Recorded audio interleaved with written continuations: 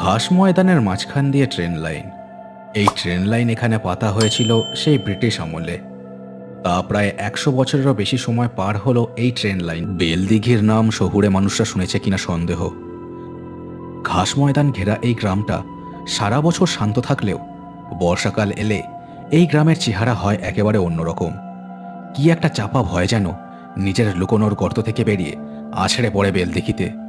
বিশেষ করে এই ঘাস ময়দানটাকে সে কারণেই এড়িয়ে চলে এই গ্রামের লোকজন। ট্রেনটা এখন এই ঘাস ময়দানের পাশ দিয়ে যাচ্ছে। জানলা দিয়ে বাইরে তাকিয়ে ট্রেনে বসে থাকা মানুষগুলো। বাইরে বিদ্যুৎ চমকাচ্ছে থেকে থেকে, যে কোনো সময় ঝমাঝম নেমে পড়বে হয়তো। মাঝবয়সী নিশিকান্তবাবুর বেশ অনেকক্ষণ ধরে অস্বস্তি হচ্ছিল। ট্রেনটা যাতে জলদি জলদি বেলদিঘি স্টেশনে পৌঁছয় সেই ভাবনাই তার মাথায় ঘুরছে। আসলে নিশিকান্তবাবুর বহুমূত্র রোগ আছে, যে কারণে তাকে প্রায় প্রতি ঘন্টাতেই বাথরুম যেতে হয়। এখনও তার সে কারণেই অবস্থা কাহিল হয়ে আছে। ঘাস ময়দানটা অনেকটা অংশ জুড়ে বিশাল তার আকার। এখানে সব লোকাল ট্রেনই খুব দ্রুত চলে। সামনে খুব বেশি দূরত্বে স্টেশন না হওয়া সত্ত্বেও ট্রেন এত জোরে চলে। সব ট্রেন চালকই এই নিয়ম মানে। একটা অজানা চাপা ভয় তাদের মনেও কোথা থেকে যেন এসে বাসা করে এই ঘাস ময়দানটা বেরোনোর সময়। মাথার উপর কড়কড় করে একটা বাজ ডেকে গেল। মনে হচ্ছে বাদলা এই নামলো বলে। নিশিকান্তবাবু একটু মুচড়ে বসলেন, যাতে চাপটা একটু হলেও সামলাতে পারেন। ট্রেনে ভিড় একেবারেই নেই, প্রায় খালি বলা যায়। সপ্তাহ শেষে শুধু যারা বাড়ি ফিরছে তারাই বসে আছে ঠিক তার মতোই স্টেশন কখন আসবে সেই অপেক্ষায়। মা গো, এই ঘাস ময়দানটায় ট্রেন ঢুকলেই বুকের জল এরম শুকিয়ে যায় কেন বলো তো অবনীদা? হারু আর অবনী শহরে একটা শপিং মলে চাকরি করে। সপ্তাহ শেষে বাড়ি ফেরে। শহরে ঘর ভাড়া নেবার মতো মাইনে ওরা পায় না। প্রত্যেক সপ্তাহতেই এখান দিয়ে যাওয়ার সময় ওদের কি একটা ভয় যেন চেপে ধরে। অবনী ঘাড় ঘুরিয়ে হারুর দিকে তাকিয়ে বলল, তা কি আমি জানি রে ছাই? ছোটবেলা থেকে বাপ কাকার মুখে শুনেছি এই ঘাস ময়দান নাকি ভালো না। অনেক ছোট বয়সে আমি শুনেছিলাম গ্রামের একটা লোককে নাকি এই ময়দানে কি একটা টেনে নিয়ে গেছিল। তারপর থেকেই সব্বার মুখে মুখে সে কথা ছড়িয়ে গেছে। আমিও শুনেছি গো সেসব। আর কথাটা না মেনেও পারি না। দিনের বেলা এই রকম, কিন্তু রাত হলেই কেন জানি না মনে হয় এই ঘাসের মধ্যে দিয়ে কেউ দেখছে সব সময়, তাই না? অবনী আরও কিছু বলতে যাচ্ছিল। সিটের ওপাশে বসে থাকা নিশিকান্তবাবু আরও একবার উসখুস করে বলে উঠলেন, আরে মশাই থামুন তো, এসব কথায় আমার যে চাপ আরো বেড়ে উঠছে। ও এইরকম বৃষ্টি পড়ার ওয়েদার হলে আমার আবার মানে যাই হোক, আর কত দূর বলুন তো আপনাদের এই বেলদিঘি? এতক্ষণ নিশিকান্তবাবুর দিকে ঠিক খেয়াল করেনি ওরা। এবার অবনী ওকে দেখে বলল, এই প্রথমবার বেলদিঘিতে এলেন নাকি? এই ঘাস ময়দান পেরোতে এখনও প্রায় ধরুন 20 মিনিট তো লাগবেই। এই ঘাস জমি আকারে যে কত বড় এখনও বেলদিঘির কেউ জানে না। এই ট্রেন লাইনটাও সেই ব্রিটিশ আমলের, এমনকি স্টেশনটাও। তা কোথায় যাবেন বেলদিঘির? আমি যাব বেলদিঘির হাই স্কুলের প্রধান শিক্ষক বিনোদ বিহারী বাবুর বাড়ি। উনি সম্পর্কে আমার মামাতো দাদা। এতদূর বলার পরেই আবার পেটে চাপ অনুভব করলেন নিশিকান্তবাবু। বাইরে একটা বিদ্যুৎ খেলে গেল। নীলচে আলোতে ভরে গেল কামরাটা। আর সাথে সাথেই একটা প্রবল ঝটকা মেরে ট্রেনটা দাঁড়িয়ে গেল।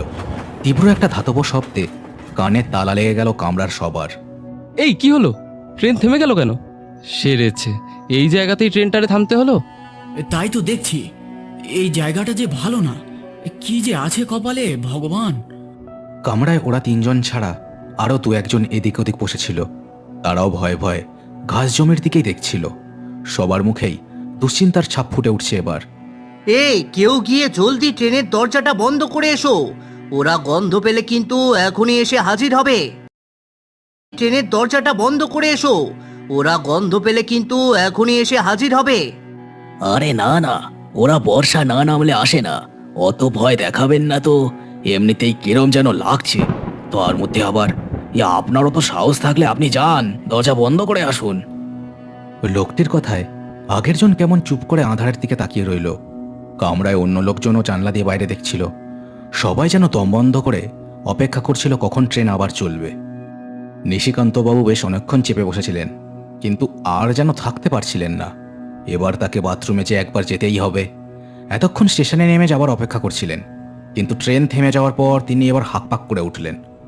এই ভাই, আমাকে যে একবার না নামলেই চলবে না। তোমরা বসো, আমি ঝপ করে নেমে ছোট বাইরেটা সেরে নি, নইলে যে সবার সামনে কাপড় চোপড়ে হয়ে যাবে। নিশিকান্তবাবু উঠে দাঁড়াতেই অবনী এবারে তেড়ে উঠল। আরে কাকু করেন কি? এই না না না, নামেন না, আপনার জন্য সবাই বিপদে পড়বো। ওরে রাখ তোদের ওই ভূতের গল্প, আমি মরছি আমার জ্বালায়। আরে বাবু, 1 মিনিটের কাজ, সেরে আসি। নিশিকান্তবাবু আর কাউকে কোনো কথা বলার সুযোগ না দিয়ে হন হন করে ট্রেনের দরজার দিকে এগিয়ে গেলেন। ট্রেনের অন্য লোকজন তাকে বারবার মানা করলেও তিনি শুনলেন না। উঁচু সিঁড়ি দিয়ে একটা ছোট লাফ দিয়ে নুড়ি পাথরের ওপর নামলেন নিশিকান্ত ঘোষ। তার চেহারা ভারীর দিকে, তলপেটটা তখন টনটন করছে চাপের জন্য। নুড়ি পাথরে খড়খড় করে এগিয়ে গেলেন তিনি ঘাসের দিকে। লম্বা লম্বা ঘাস প্রায় তার গলা সমান উঁচু। এত উঁচু ঘাস কি ভারতবর্ষে জন্মায়?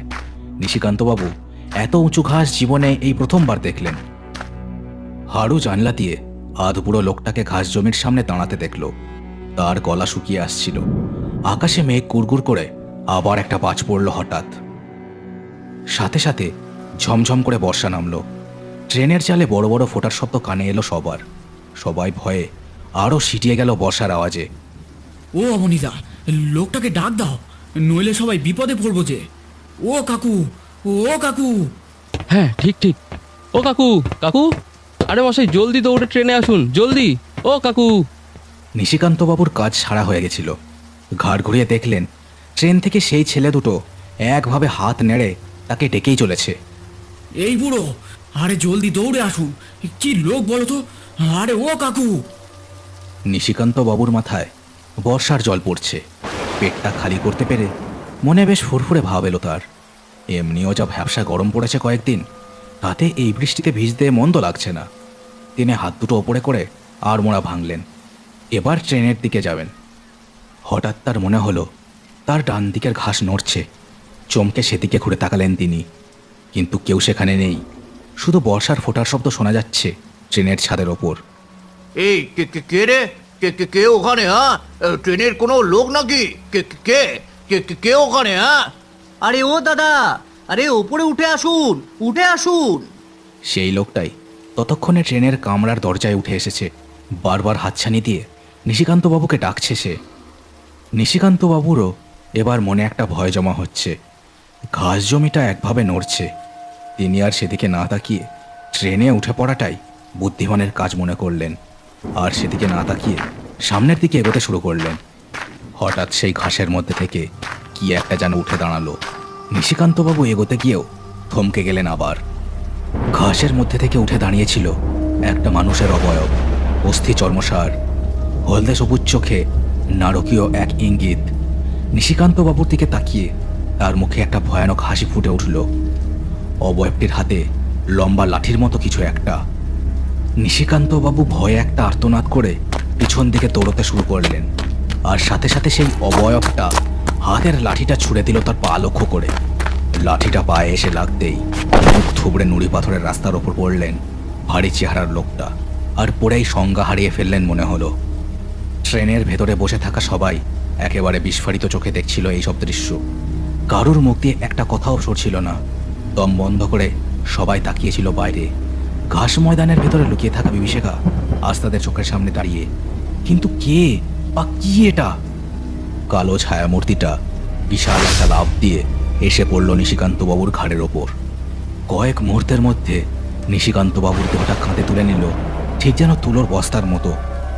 তারপর আবার লম্বা লম্বা পা ফেলে সে হেঁটে গেল ঘাস ময়দানের দিকে।